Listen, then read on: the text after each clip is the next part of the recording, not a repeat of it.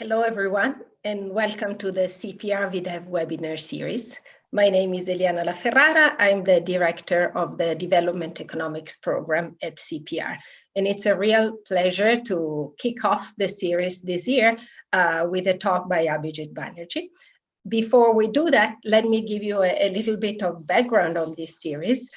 You may be already familiar with it because it happened in the spring. It was called VDEV, Virtual Development Economics Seminar Series. And it was really a great initiative by 4 development economists who are on this seminar today: Martina Bjorkman, Giacomo De Giorgi, Gianmarco Leon, and Karen McCourt. So what Martina, Giacomo, Gianmarco, and Karen did was to think that during lockdown, we would be really thirsty for science and for interaction. And so they created an incredibly, rich series of talk that had a lot of success and that allowed to reach development economists around the world. Now, as a newly appointed director in development economics, I thought this was really such a beautiful initiative that CEPR should join it. And in fact, CEPR has similar initiative in other fields. And the 4 organizers were very nice in agreeing to join forces. And we're also now benefiting from support from CEPR's events team. And in particular, I want to thank Mandy Chan, who you've seen as sending messages and, logistics about these talks. So one thing I want to do before I hand over the floor to Karen for explaining how the seminar works is to give you a little bit of a preview of what's coming after today. It's going to be another fantastic season. So Abhijit will kickstart it. And then we have talks by Ted Miguel, Ben Olken, Ruini Pande, Jakob Svensson, Andrew Foster, Alessandra Buena, and Oriana Bandiera. And this is only between now and mid-December, and there's more to come, hopefully, in the spring. So one thing you should do, please, if you see that some of your collaborators or some people in your networks, maybe in countries where you've worked, are not yet familiar with this initiative, please feel free to share the information and encourage them to register, because we really want to get these talks out to as many interested people as possible. So I will stop here and ask Karen, who will moderate today's talk, to explain a little bit how we're going to handle questions and everything. Thanks again for joining us. So thanks a lot, Eliana. And let me start with thanking CEPR for coming on board in this kind of ongoing experiment, and also for the support in moving this forward. We were kind of very excited to kind of take this to the next level, and there's no better way, I think, to start taking this to the next level than with Abhijit's talk today. So let me go over a little bit of the logistics, because of course the point is to get to Abhijit's talk, but just for those of you who haven't joined us in the past, Abhijit will be talking for 60 minutes, and during those 60 minutes, if you have questions, please use the Q&A to write your questions. We will be kind of the team will be kind of keeping track of the questions, and as a moderator, kind of at a few points during the talk, I'll ask a few of them to Abhijit in particular, anything that's clarification, but also more general things that more people find of interest. And in order to help us do that, you can vote up, so you can, in the Q&A, if there is all the questions that you share that you want to hear the answer to, you can give it a thumbs up, so we know that this is a question that is of broader interest. Please do not be offended if we don't get to your questions. I mean, there may be many questions, and it's often impossible to get to all of them, but also because Abhijit has been kind enough to share the slides in advance, so we know what's coming on the next slides, and so may postpone answering some questions because we know the answers are coming later. After the hour, we then open the mic, so then you can kind of raise your hands, and we will call people kind of that raised hands. We may also use that, of course, to come back to some of the questions we haven't been able to get to or fully get to during the hour. And again, same thing, you know, we may not be able to get to everybody, so apologies in advance for that. The seminar is recorded, I think, as you all know, because I think you had to approve that. We do that to make it broadly accessible. They are posted on the YouTube channel afterwards, and they stay there. In case of Abhijit's talk, it will be available for a while. The previous, for those of you who missed previous seminars, you can find them back there. Needless to say that we are not going to tolerate any abuse or any kind of inappropriate comments, and I don't think that needs much explanation. I think with that we are ready to go, unless one of my colleagues tells me I forgot something. Excellent. So then, Abhijit, we're very excited to have you here. Thank you so much for taking the time in what we know was a super busy schedule. Very much appreciated, and looking forward to hearing from you. Thank you. Thank you for having me. Let me try to share my screen, which is a mess. This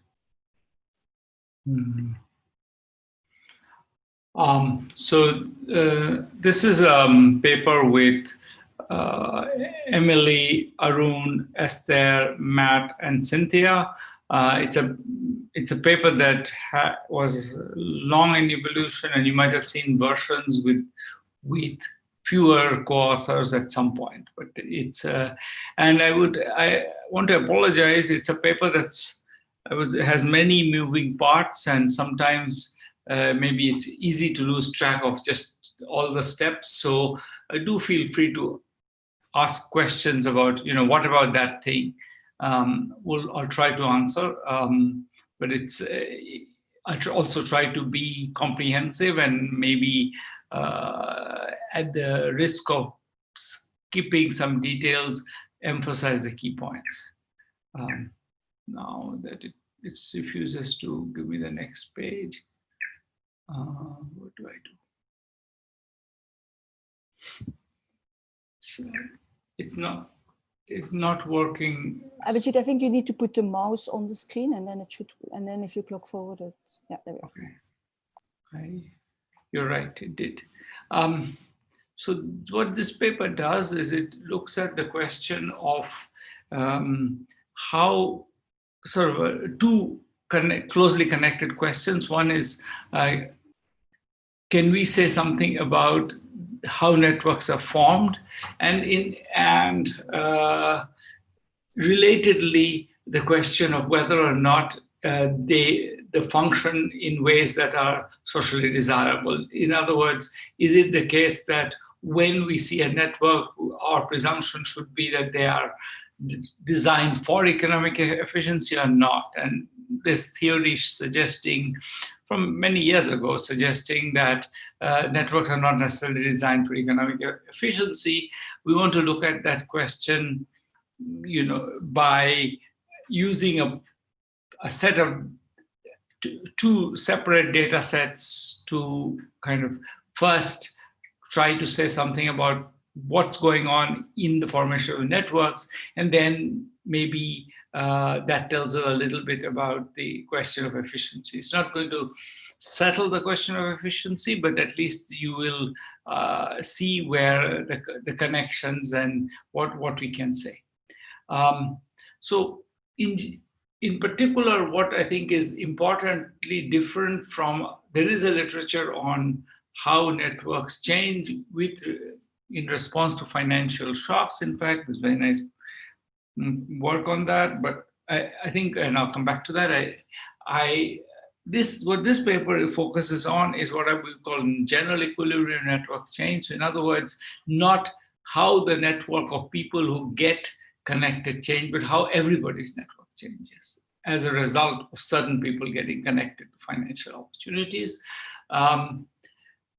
the particular question we're going to look at is the effect of microfinance on networks of participants. Microfinance both does two things, both of which might change networks. One is it gets some people to spend lots of time with others, and it's been shown before that changes, make people become friends when they do that. The second thing is that it provides credit and therefore provides a substitute for credit that comes from friends or family, and that again might change networks. This is to a development economics audience, really not. I mean, I think the presumption is that there's the credit is a major source of, it's both a major source of connections and a major result of connections. And in that world where there was, let's say, a lot of informal lending, what would happen if you introduce formal credit? And that's formal credit in the form of microcredit, and what that does tell us? What does that tell us about the formation of networks? So what we're going to do is, first we're going to start with data from a two-way panel of where we have really quite detailed data from 75 villages on the network at the beginning of that 5-6 year period, and at the end, 43 of those villages, which are not chosen at random, but I'll tell you a little bit about how they were chosen, were exposed to microfinance, and we look at how the network changes as a result of that intervention, the microfinance intervention. As a result, you'll have to sort of accept the identification assumptions that go into that. You'll see that in a minute. Then what we're going to do actually is we based on that, we built a theory. We wrote a paper of what's going on. And then after we wrote that theory and the paper, we went back to a different data set and in an RCT in a different place, in Hyderabad rather than Karnataka, in urban Hyderabad rather than rural Karnataka, and we basically test what the possible implications that can be tested with the data we have. The data in Hyderabad is more sparse, but it does confirm, to the extent that it's possible with the data, it does confirm what we find in the Karnataka data. So this is an arc from a empirical exercise to a theory back to another data set.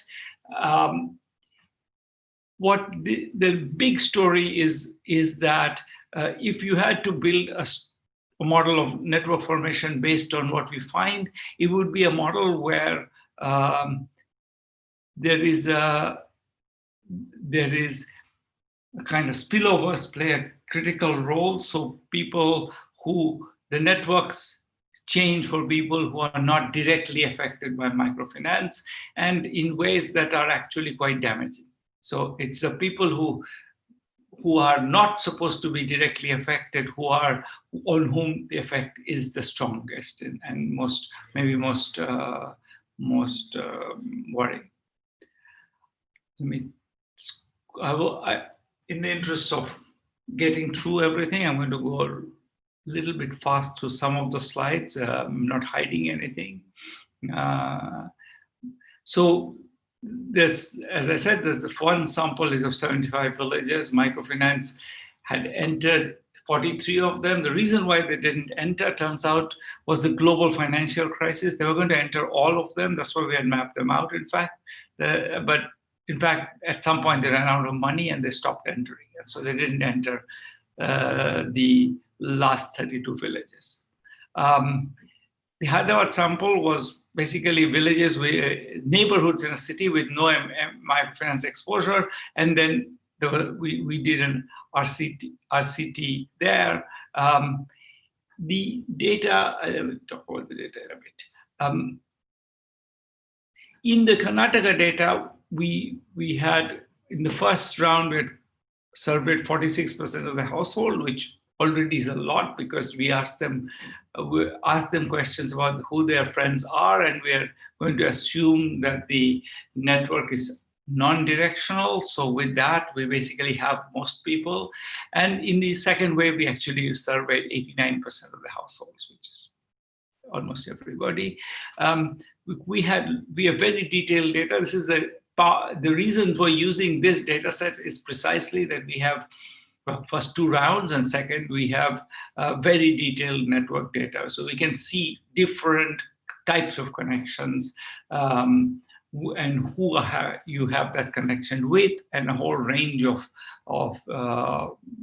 financial and non-financial connections. That's important because part of the point we will make is that when your financial link breaks, somebody else's non-financial links break.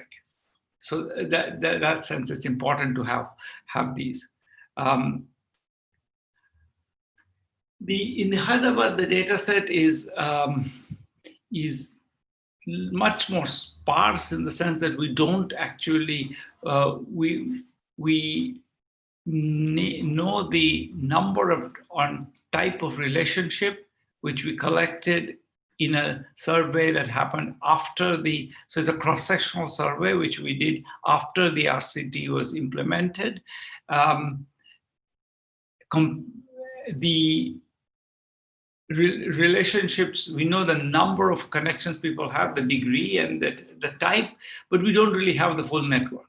So to get at the full network, we're going to do something that draws on this really, I think, wonderful paper by Emily, Arun, and their co-author Tyler and Pan, which is basically uses the following idea. Imagine that I ask questions to which people are, fairly sharp questions that are not questions where everybody will say yes. So sharp questions like, how many people do you know who have, among the people you know, how many of them have more than 5 children? How many of them got a rare disease like typhoid in the last 6 months? And then you ask that question to everybody in the sample. And then the idea is that by looking at who are the people who are saying, oh, I know somebody who had typhoid, and you see somebody else who said, I know somebody who has typhoid. They also happen to know this woman who has 5 children. You start to think they have to be closer. So you basically fit a model based on this information. So the model, so I'm going to not explain this any further unless there's a specific question, but we're going to therefore use a generated network, a predicted network. This is going to be important because we need to know actually not just who you are connected to, which we did ask directly, but also in a minute you'll see the idea. We're going to show, we will need to know the type of those people. And so we know the list of, I have a list of people. I don't know who you're connected to, but I know how many people you're connected to, and then from that, if I knew who, I wouldn't need to do this. But since I don't know who it is, I need to know how many of these people are going to be one type or the other, and I'm going to use the ARD to back that out. So it's going to be, it has the huge advantage of being cheap, the huge cost of being, some amount of guesswork involved. But I think in some ways that's loading the die against us. The sample is, these are the villages. They were not identical. It's not surprising. The microfinance organization entered the bigger villages first. They both grow over time and in fact converge in size to some degree. Not really, actually, now that I look at it, but they're still, they remain bigger. The microfinance villages remain bigger. Their other network characteristics are relatively similar for the most part. And in the Hyderabad data, these differences are mostly, they are they're statistically, all the differences are statistically insignificant, not perhaps surprisingly, since that came from an RCT, not the villages, the neighborhoods. So what I'm going to do next is tell you a little bit about what, big picture, what happened. So this is using the Karnataka data, the data from where we have the panel. And what we can look at, therefore, is entry and times post. The interesting question of interest is entry time post. We can put in village fixed effects, and use double post lasso with a bunch of village characteristics to control for various differences between the villages. And when we do that, the thing you want to take away from this is that the density and went down and the closeness went down. People moved further apart. Not much happened to the clustering. So the people basically are less connected than before. This not incredibly strong evidence, but evidence. In Hyderabad, we can't do the before after. This is cross-sectional, but you can see that again density went down. In this case, very significantly. So number of households you're connected to, and this is a big change. Basically, if you look at the mean of the dependent variable, this is about a third, quarter of that. So this is a big change in connections. Now, what we're going to do next is, this is, as I already hinted that this is where I'm going. I want to look at people who are, the direct effect of microfinance is maybe to have people who have to go to microfinance meetings together, etc. So the effect on them is not surprising in a sense. You might say that, look, maybe their number of connections can go up. Maybe they go down because they also substitute away from other people, but mostly maybe they should go up. But then there are these people who are very unlikely to get microfinance because of various rules of microfinance. I'll come back to that in a minute. And those people, you might think, in the most naive model, they should not be affected. They're really not getting these loans. They're not going to the microfinance meetings. There's no reason to drop their friends because their friends are still useful to them. They're not getting the microfinance loan. So why is it that they would be affected? Well, I'll tell you stories about that in a bit. But it's for now, what I'm going to do is just do a classification exercise using a bunch of characteristics, predicting the take-up of, which use the take-up of microfinance as the outcome, and then try to back out what kinds of people in a non-microfinance village would have got microfinance and what kinds of people would not have. So that's the reason why we need to do this, is because we only observe this obviously in a microfinance village. So we use that to back out who should be, who would have borrowed in the counterfactual, and then we can compare microfinance links. The linked level comparisons are possible, and we can say that the links between high and low propensity borrowers changed in this way or that way. So that's where we're going.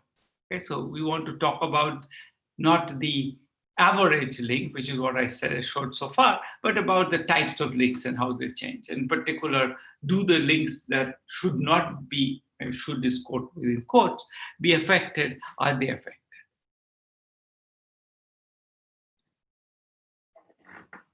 So I already said this. The high types are going to be ones of high propensity to get it, low types of the low propensity to get it.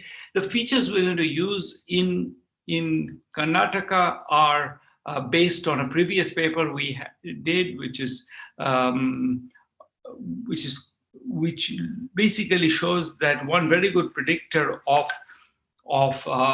microfinance take-up turns out to be whether or not you are close in network sense to people who are we're going to call leaders. There are people that this organization called BSS, the microfinance organization, believed were the leaders. There were people who happened to have whatever, there were teachers, there were shopkeepers, there were religious, prominent religious people. Their theory was that these are the leaders. They basically invited these people to a meeting and conveyed the message that microfinance is available to them, and their theory was that it would diffuse from them. We show in that paper that there's actually enormous variation in the centrality of these people. Some of these people are extremely central in the network, others are not, and that's very correlated with whether the village, where in the limit, some villages 7% of the household take up, and others 43% take up microfinance, and that's strongly correlated with the centrality of the leader. So that's still the kind of the prediction algorithm we're going to use is the distance to the leaders and eligibility. You had to have a woman of a particular age range, within an age range, to be eligible. So, and this was a kind of a binding for some households. So only some households got the microfinance loans, especially households of elderly people did not get them. So there's some. So that's the kind of thing we're going to use as a prediction algorithm. We're going to use this information. In Hyderabad, we use basically household characteristics, which we have a lot of in detail to predict this. We're going to use random forests. I'm not going to spend any time on this slide, just to say that we use random forests to predict. And what we find is that mostly, the households that are predicted to are they are somewhat different. In particular, the age types tend to be poorer, slightly poorer. They have less rooms in their house, etc. So they're slightly poorer, and not surprisingly, perhaps, because in some ways these are, as I said, age is a good predictor sometimes of whether you're eligible. The age types are, in general, maybe they're more linked, and in particular, much more linked to other age types. That's not surprising, because maybe the same people in the same generation are more likely to know each other. So the links are, the age types in this data set are more connected to other age types. In Hyderabad, we really don't see much of a difference between the H and L types in terms of demographics. But again, in terms of their links, the H types are linked to H types and less to L types. That's a stable fact here that and that's maybe not surprising. These are different people, often in different places in their life cycle trajectory. It's not necessarily surprising, but it's going to be something to keep in mind for.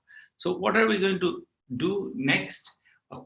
We're going to now ask the question that I've been hinting at for all this while, but haven't yet got to, which is how is the introduction of microcredit affecting the types of links people have. So in particular, the regression we're going to run is one where we control for a bunch of village characteristics, a bunch of household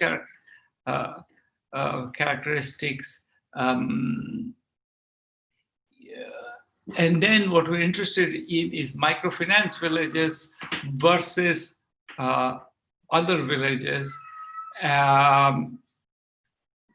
Is there a differential change in LH or HH connections relative to the excluded category, which is LL connections? So the Ls there are three two types. So there are three possible types of links. There are HH links, the LL links, and the LH links. And do we see a differential effect on HH links relative to LH links, or LH to LL links? In fact, we can look at HH versus LH as well. And the way we're going to run this regression is by splitting it by whether or not there was a pre-existing link. So we're going to split the data by whether or not you already said you were linked, or whether you were not linked to start with, since we know we have and in each of those samples, we can run this regression. Abhijit, maybe a clarification question here, building on a question from Annemie Martens in the Q&A. So can you say a little bit more about how should we think of what's flowing in these links, given that you told us that the data has these different dimensions of links between credit and... So I'll return to that question, because this is the union of all links. Right now, I'm going to this is the union of all links. Come back to the question of what happens if we split by type of links. There's a table on it. I'll come to it in about 3 minutes or 4 minutes, I think. So conceptually at this point, we should think of I guess the question maybe is one, if Annemie's question is what if the credit links reduce but get substituted by another link? For instance, I start a business. So they might well be. Right now, I'm just showing you that there is a total, the union of all links goes down. So the substitution is not perfect, but then I'll show you a bit more broken down. Okay, so it's coming. So this is the first two columns are about what happens if we look at the people who are linked pre-microfinance. So do links basically break? And the next one is, are new links created? The new links created results are very noisy. I'll come back to why. Partly the networks are very sparse, so we are, new links are much more rare than existing links, and so we're much better at pinpointing people who are links than greenfield search for new links. That might also be measurement. It's easier to measure. And what you see here is that the microfinance coefficient, which is what represents what happens to the LL people, is strongly negative, very, very significant, strongly negative. What happens to the HH people is almost equally positive, and the LH people are no different in this one from the LL people. So the HH people, the LL people's link goes down a lot more than that of the HH people. That's sort of the main point to take away, is that there's a big gap between the HH people and the LH people. So the HH people and the LL people. The LL links, the links between the people who didn't get microcredit break much more than the links between the people who did get it. This is coming to the question that was asked. The first thing we look at is what happens to kinship links. So this is where we shouldn't see anything.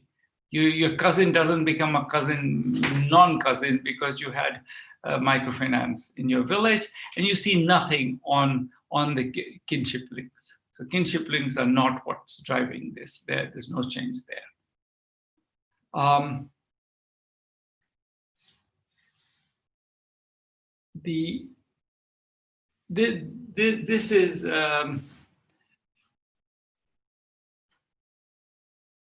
This is from the same question from Hyderabad, and here the one big reason why we get this data is different shows up clearly, which is that we can no longer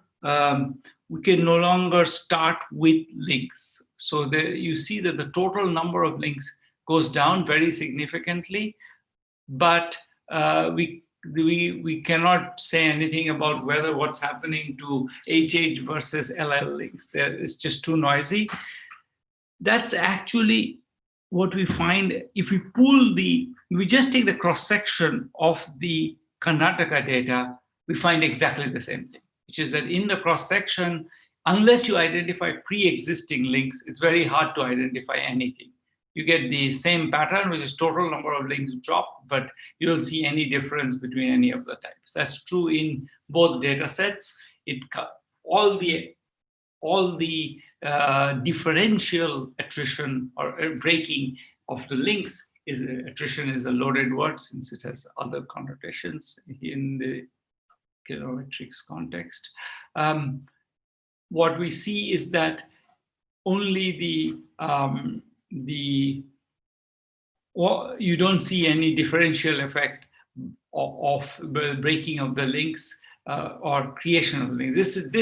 This data, let me just be clear, what we can't do in Hyderabad is talk about breaking of the links relative to formation of the links. With roughly, the number of links in the data is 7% of the potential set of links. So it's very, very easy to, once you know somebody is linked, it's easy to track them. But if you look at the whole set of potential links, there are enormous numbers, and therefore the noise just explodes. That's why the new links, once you add all the links, that is to say both the pre-existing links and the new possible links, the data is in both places is not revealing. So it's only possible to identify something for the people for whom those pre-existing links.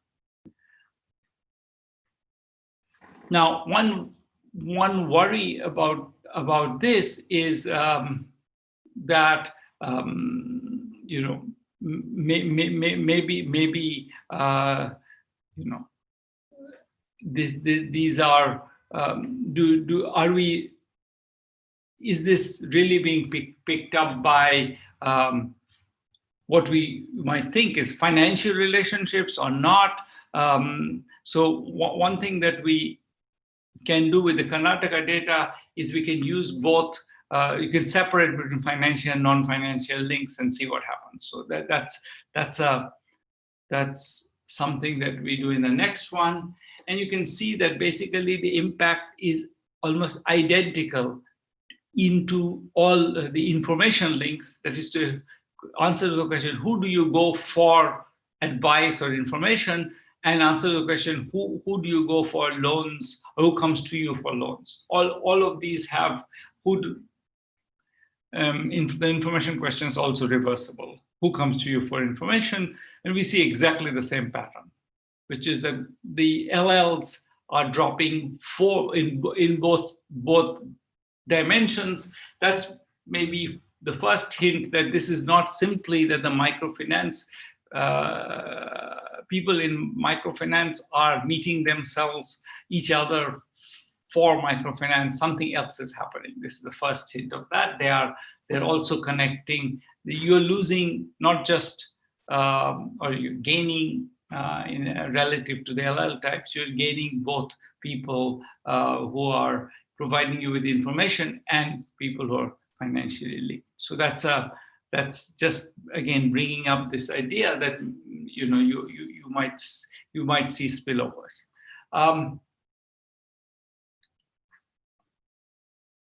This is an attempt to again we asked this question the question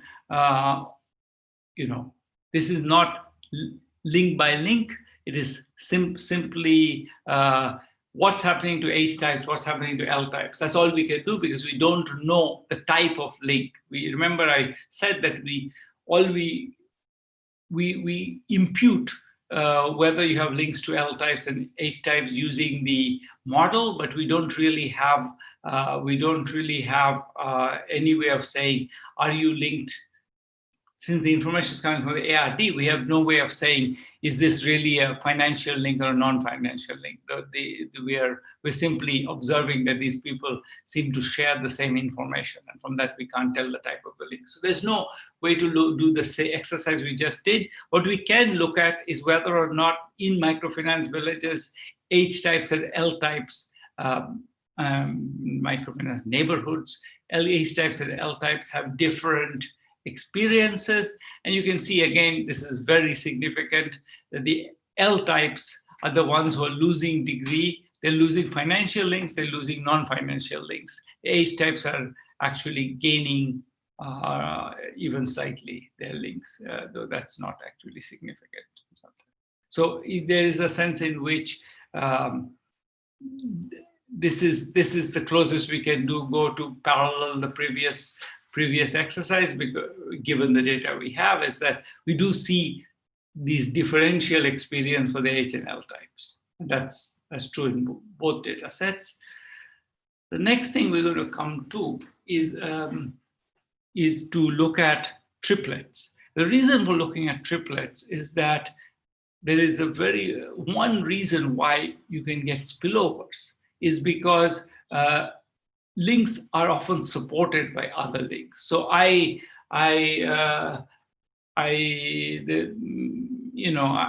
friends with X, and when I go to visit X, Y is always there. So I'm sort of friends with Y, but it's really that X is the hub. And once my friendship with X ends, so X is now busy with microfinance. She's not entertaining me anymore. And now I don't get to see Y either. And that's the idea that was developed by Matt Jackson and his co-authors in a paper on quits. So this is very much the idea that relationships can be supported by other links. So one thing we want to therefore look at is it the case that is there evidence of support? That is to say, does it matter that you are linked to a third person? Does clustering count? And second, can that explain what's happening? Is it the case that the reason why there's spillovers on the L's is because they're connected through H's? H's are somehow, they're different. We've seen that. Maybe they are the people, these are the two L's we're talking about are both grandparents, and they both go to visit the same family of grandchildren, and therefore they're linked. But now that they're not visiting anymore, maybe the connection breaks down. So that one could imagine those being a plausible story. So I want to look at that. What we're going to do is we're going to first ask a kind of a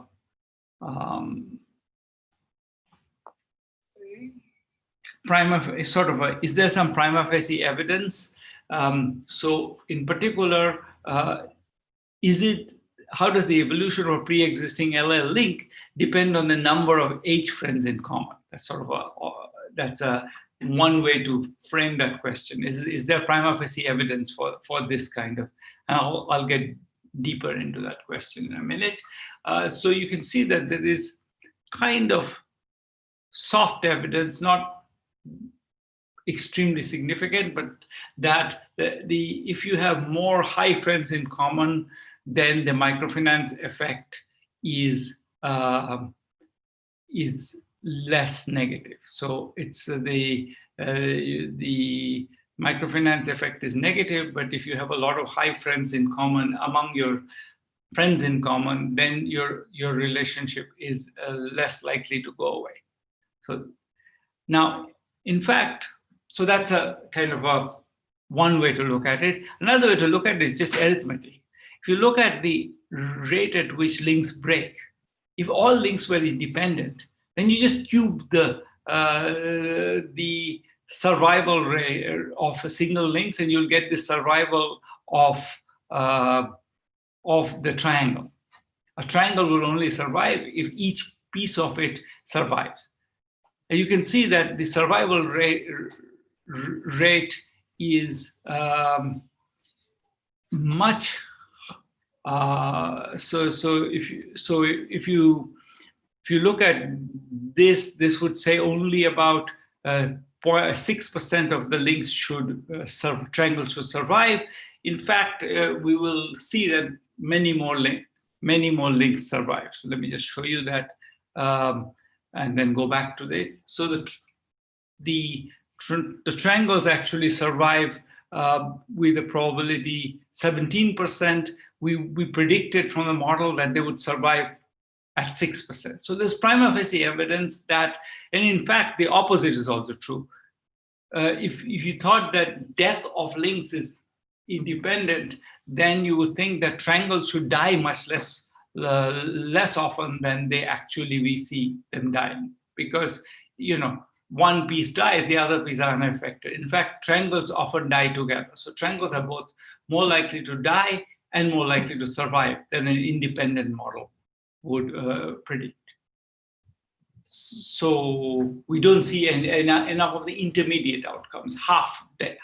We see too few half-dead triangles, and many more are fully dead triangles or entirely surviving triangles. So that's some evidence. Now I want to go back to what the table in particular says, something more specific than that. We're comparing the 4 types of links: the HHH links, the LLH links, the LHH links with the LL links. And you can see the LL links are overwhelmingly the ones that really get killed by microfinance. All the other links are much more likely to survive. So the LLL links, the LLL triangles, the triangles of people who are expected not to be affected, are the ones that really get.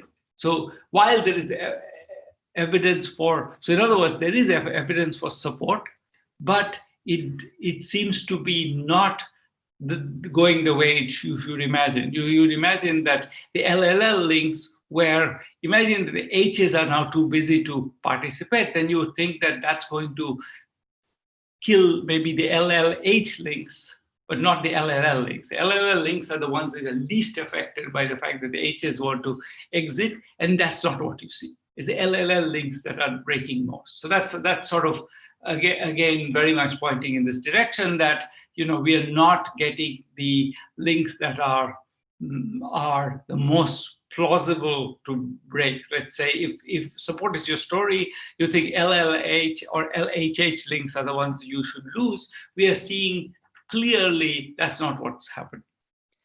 What's happening is the LLL links that are really getting lost. So there's a question here coming from Eliana.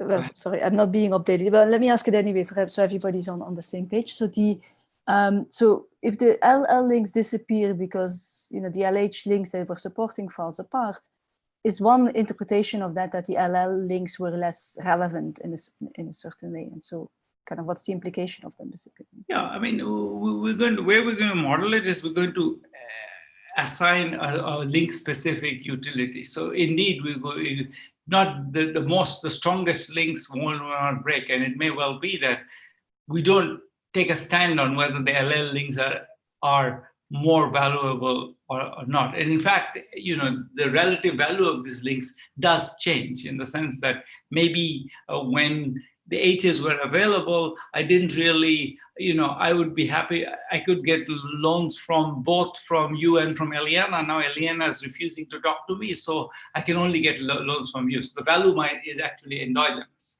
to that.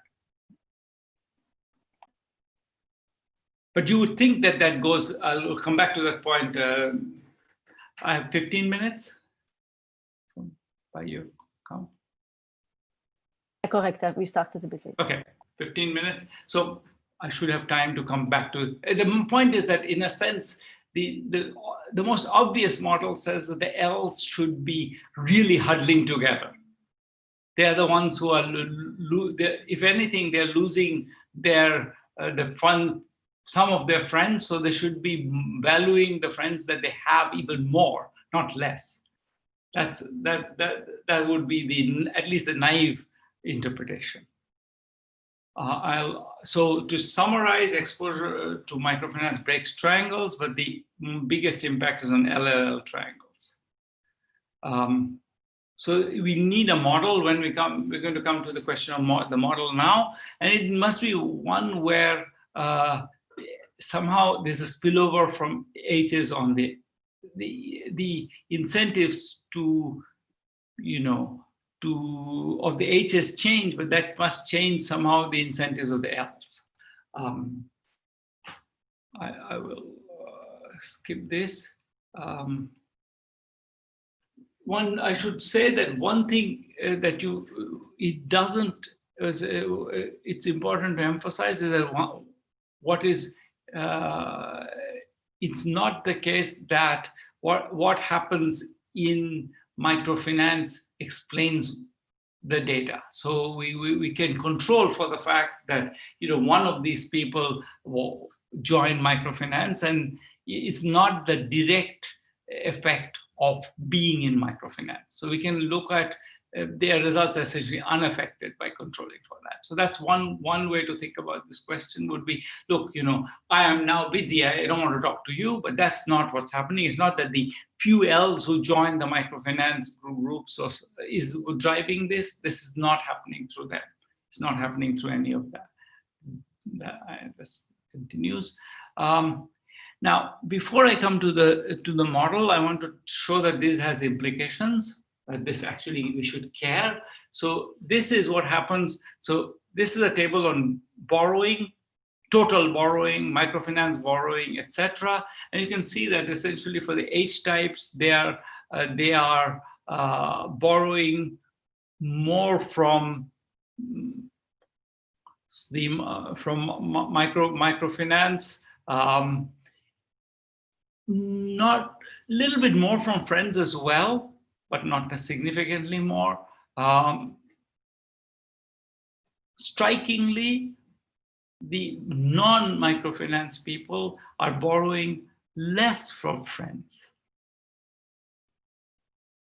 That's the one number that should make you think that, and less from self-help groups, which is another place where social connections matter. This is sort of, so that's something more maybe closer to welfare, that this is something's happening here which is possibly worrisome. The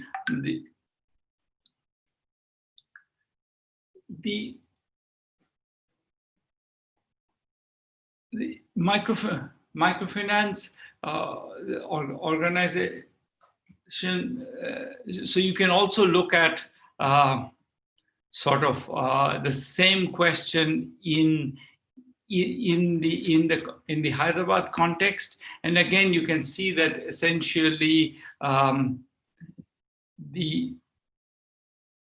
sorry, I'm going to let me come back to this one. So this is the one I had in mind. This is in Karnataka. You can see that microfinance basically has a very large negative effect on borrowing from friends. So this is just to be more specific. And let me now come to Hyderabad. In Hyderabad, you can see that essentially microfinance again has a negative effect on the borrowing of the L types from their friends. The effect is not actually significant.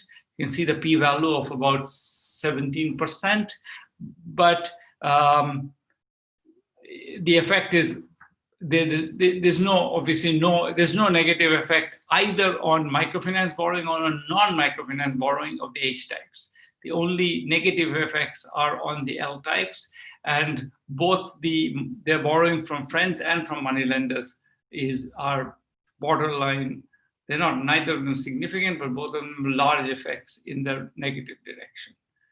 Another way to measure welfare is to run the Townsend regression. The Townsend regression is sort of, the correlation between income and consumption. And again, when credit goes away, your income consumption correlation should go up. And you see exactly that. I'm going a little fast here. I apologize. So treatment times income is what happens to so treatment, meaning getting microfinance, makes people's coefficient. When the village gets microfinance, the coefficient of the L types on their income goes up. That of the H types is unchanged, essentially. So the L types are now less insured. H types are unaffected.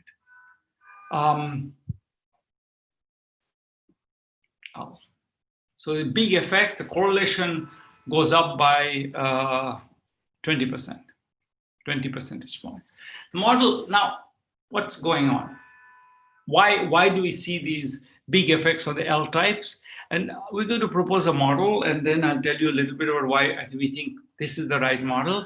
The model is one of undirected search. The key word is undirected, meaning you go to town square to meet people, and when you meet people, you don't distinguish between their types. You meet them, you hang out with them. If you don't go to town square, then you don't meet people. So people's efforts become unnaturally complements, because if I don't go, then your value of going is lower, because why bother if no one's there? You'll be bowling alone.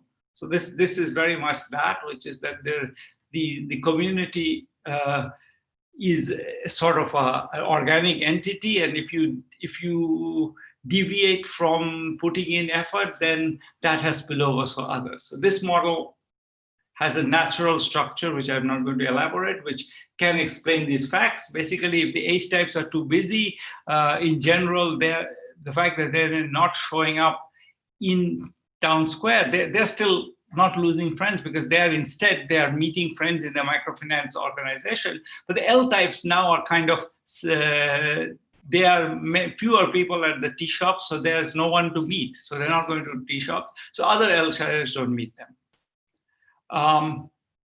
To skip. So this model can explain the data. That's all I can say. And you can add more. The result. I'm going to skip all of this because we don't have time, and come to this. So that story, you can see exactly the structure of it, which is that we have natural spillovers, because if others don't go, then I don't go. Mostly, I'm going to argue that the standard models are not able to explain the facts. The one model one might think of is suppose people have to. This is probably historically given links may be broken, but links are slow to form. So if people form links, break links because they're no longer worth it, then that argument says that the LL link should survive, because that's whose value of the link has not changed. If links are renewed every period, likewise, you would think that the LLs should be the ones who are most keen to make up partners, because they are the ones who are not getting credit from other sources. So they are the ones who value the insurance they get from having connections. The model of support, again, that I already said that model predicts that the LLL links are the ones that should survive, and we see that exactly the opposite of that. Model of directed search, likewise, doesn't do very well. The reason why it doesn't do very well is that in a model of directed search, you would again look for the people who are useful to you, and the people who are useful to. So the H's have no particular reason to want to match with L's anymore. So you see the LH links maybe disappear, but the LL links and the HH links should both survive, because the L's have no reason not to look for. H's may no longer want to meet with them because they're already meeting enough people in microfinance. But the L's should want to meet L's. So if you have a lot of control over who you're matching, you should see that the network is essentially going to separate into more homogeneous groups. The H's will stay with the H's and the L's will stay with the L's. Skip all that and then come to, if you think that matches are substitutes, well, then L should be more, this is what I said before, L should be looking for L's.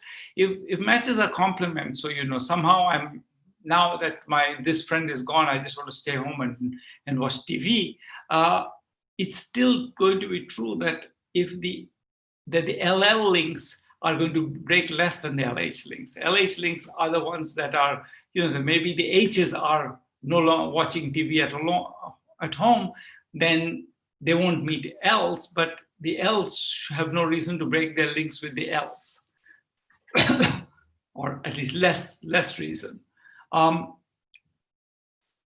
There's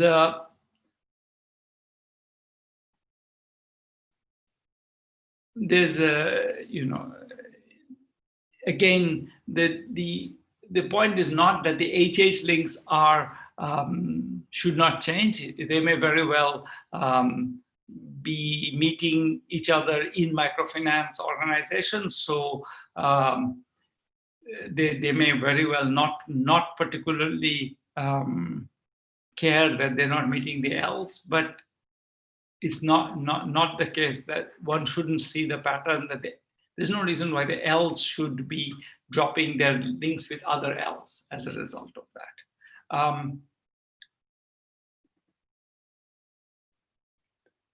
So just to now, in my last 2 minutes, summarize, what we observe is that on average, links are lost. L's lose links, typically more than the H's. LL links in particular drop more than or LH links and HH links. It seems to be have a effect on access to credit and to consumption smoothing, and it seems to be really what it seems to tell us is that we need to worry about spillovers, that the general equilibrium is critical here in understanding what's happening. It's important that not just that my link with X is now dropped, that process is now spilling over to people who have no reason to change their links, but their links are changing. So the whole world is kind of hunkering down. They're coming back to their homes more, they're watching more TV more, going out less. That has spillovers for everybody.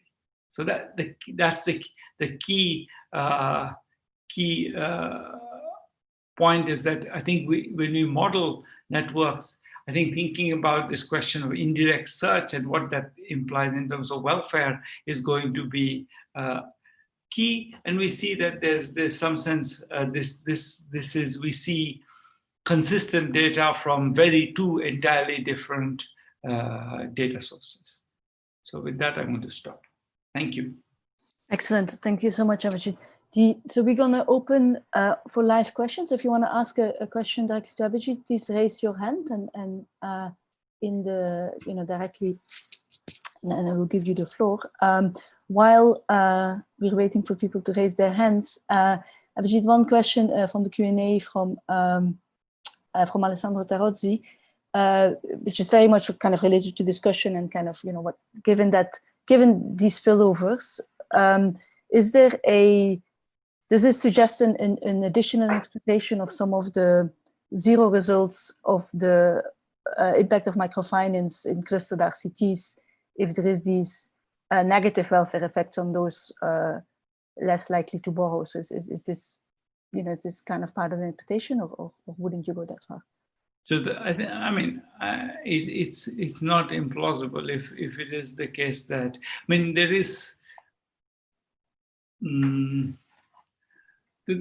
I guess they're both positive and negative spillovers and there's evidence of the positive spillovers. I would say on net, the evidence from Emily and Cynthia's paper is that while we see no impact on the individuals, the fact that there's an infusion of credit, this seems to generally make the economy go up. So in that sense, it's not, it's a sort of a consumption multiplier kind of channel, and that seems, so I think there is, I would say the net evidence on that seems to be, if anything, a positive effect. Now, it's true that that can break in complicated ways. So this is in other words, the multiplier might affect some people positively, and other people might be excluded from it. But it's not. We don't have the data to really nail that down. Okay, and so then we have a question of Michela Limardi. Michela, if you unmute yourself, you should be able to talk. See there? Yes. Okay, so can you hear me? Yep. Okay, perfect.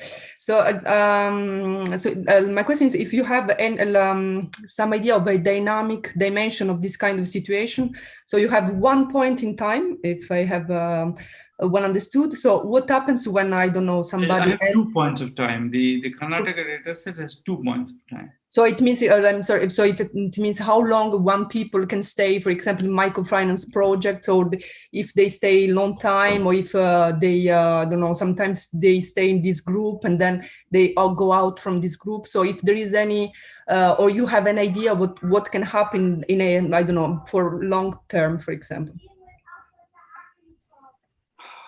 I don't. I mean, it's an excellent question, but you could imagine many things. You could imagine that there is given that we are arguing for positive complementarities, you could imagine further rounds of shrinkage as people, when people don't, they lose friends. Say a friend moves away or something, they don't replace them. So you could imagine with these positive complementarities, the whole thing going down over time, but it's pure speculation. Okay, that's what the model would imply. Okay, thank you. You would have some stickiness now because I don't give up my friends, but I won't make new friends. Okay, so no, well, and so just another question related to this, the previous one. So if this, the fact that you have participated in a microfinance group, you have some status in the village after that, or if you gain some specific status at village level? To be honest, I don't think it's very much to do. I mean, this is I would not say that I have hard evidence on this, but I have never heard the idea that, I think you do see people making connections. The participation in self-help groups often does give you status because it gives you a little bit of maybe support from other people in the village, other women in the village, but I've never heard the idea that my borrowing from my friend's organization gives you much status, but it could be. Okay, thank you. I am not sure, there was a few other questions and I'm not sure I did justice to them. In particular, Annemie Martens, if you wanted to come back, kind of, if you raise your hand, I know you do. Maybe in the meantime, Abhijit, the question going back to the spillovers, kind of one of my questions. So how do you want us to think of the Townsend results, or the Townsend kind of equation results here, given that, microcredit also, brings in money into the village and is an income shock for some people, right? So aren't we looking at two things at the same time by looking at the... Well, remember, we don't see an effect on the H types. We do see an effect on the L types. Now, as you point out, there's a macro shock, and maybe the variance of income goes up and that makes it harder to smooth. So I don't think we can do something much more sophisticated than what we do, which is, maybe in the microfinancing villages, overall the uncertainty goes up, and that's what makes it harder for then the village to insure people. That's the kind of, if that's what you have in mind, I think it's a perfectly reasonable thought, but we don't really have data to measure macro level shocks, which is what I think it would take. Okay, and so we do have a few more questions in the Q&A, but nobody interested in voicing them in person, it sounds like. Seems Alessandro has a question. Sorry, yes. Okay, go ahead, Giacomo, because I'm missing something. And Anemi also. That's okay. That's okay. Wait. Wait, how do I? For some reason, I don't see this. Can one of you unmute or allow Anemi to talk? Anemi is already allowed to talk, so she can actually ask the question. Yes, I think I can talk. Can you hear me? Yeah, you can. Yeah, you can. Okay, good. I had two questions. One is more a practical question. We don't hear you, Anemi. Oh, sorry, you can't hear me? I can hear you. Oh, right. Well, that's the important bit, I suppose. One is a bit more a practical question. Like, if you ask people how many people like do you know with 5 children, your example from the beginning, do we have a sense of how people understand this knowing component? It's not, for instance, knowing as heard throughout. Well, I heard that guy just. No, we asked the question, a different question. Okay. You could have asked that question, and you would be able to do RD on it. We're asking, among the people you named as you counted as your friends, how many people have? So we didn't ask them. This was a relatively quick survey, but the question we ask is, among the people who, when we asked you the question, how many friends do you have in the village? And you said 14. How many of these 14 people have more than 5 or more children? Thank you. No, that's really interesting. And a second small question I had, I was really fascinated by the diagram you showed with the 3 people collecting to each other and kind of how these kind of relationships could have influenced each other. And I'm wondering whether you give an example to us of how you can, like, one person, they always meet at the same person's house, so they're no longer meeting. Could we also envision this, I mean, you probably envision it a little bit broader, like, let's say the fact that person, I think you had person X who had the microcredit, now is kind of left person Z, they no longer have a relationship, and that now affects person Z's opportunities and characteristics, maybe directly financially, and because of that, the whole dynamics between Z and another person might change to the utility of their link. That's Z or Y can kind of disconnect. Yeah, that's an excellent question. So is it the case that this is a network effect, or is it the effect of the fact that, some people get microfinance and others don't? I think there is almost no evidence that getting the microfinance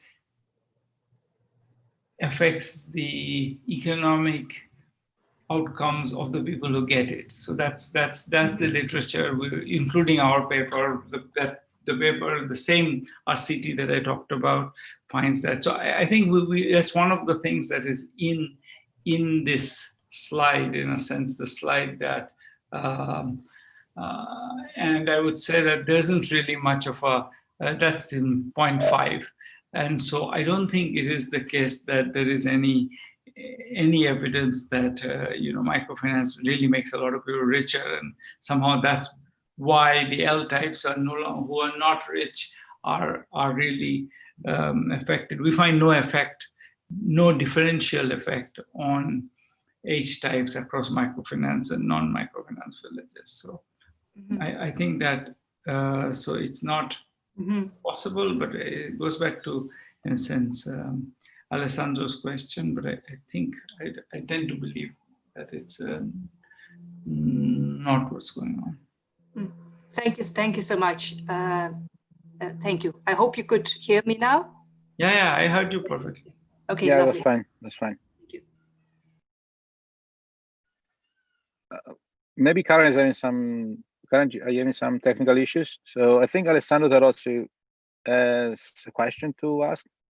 So let me allow Alessandro to talk. Alessandro, you should be unmuted now. You should be able to talk. Can you hear me? Yeah, it's a bit low. It's a bit low, but yeah. Okay. Hi, Abhijit. Thanks Hi. for the talk.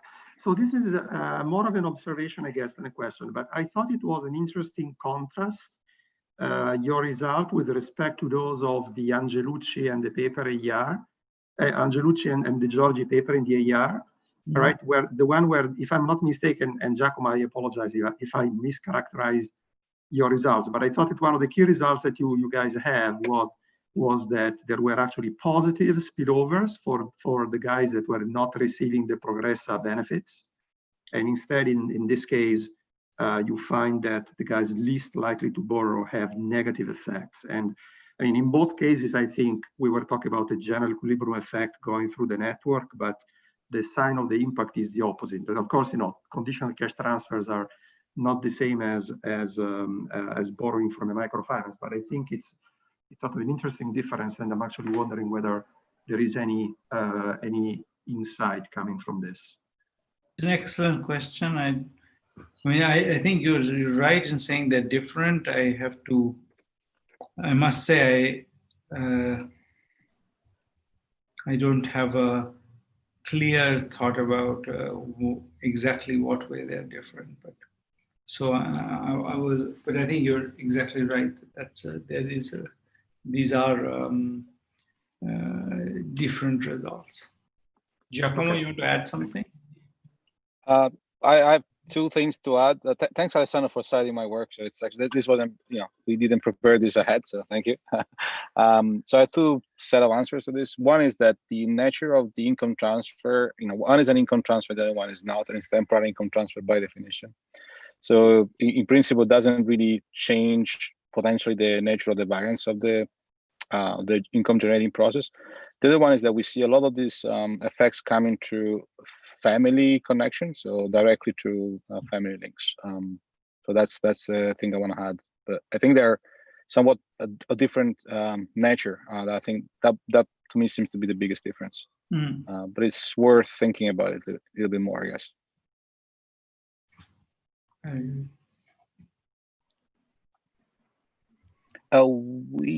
We have another question by Prachi Agarwal, and I think this is going to be the last question because then we have to let Abhijit go on his life and us too. So Prachi, you should be allowed to talk right now. Hello. Yeah.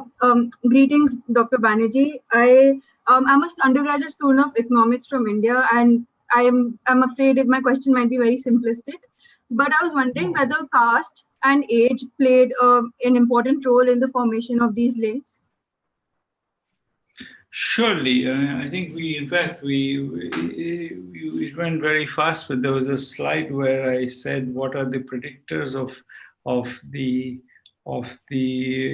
take up, and it's clear that if the leader in the village is from your caste, you're more likely to take it up. So there are absolutely caste at least plays an important role in the connections. That would be amazing if it were not true, but yes. Okay, I guess this concludes the first CEPR-VDEV. And I'm afraid Karen is frozen. Oh no, you're there. You're there. Okay. Okay. Do you want to take over, Karen? I thought you might. Oh. Yeah, I hear partial, which is why I asked you to take over. Very apologies for this, everybody. I somehow don't hear other participants. But thank you so much, Abhijit, for this as always inspirational talk that gives lots of kind of food for all of us to think through what it means for our own research. And maybe just to highlight that I forgot to mention this in the beginning, but kind of from now on the VDEV will be every other week. So don't look for a VDEV next week, but then the next one will be technical in 2 weeks. Thanks a lot, Abhijit, and apologies again for the technical issues here. Thank you for having me. And sorry, there's one thing I also forgot to mention in the beginning, which is that for those who missed part of the talk, or if you know of someone who couldn't connect today, these videos are available on the CEPR YouTube channel. So look for it and you'll be able to watch it again or pass it on to others. Thank you. Thanks a lot. Thank you, Abhijit. Thank you, everyone. Thank you, everyone. Bye-bye.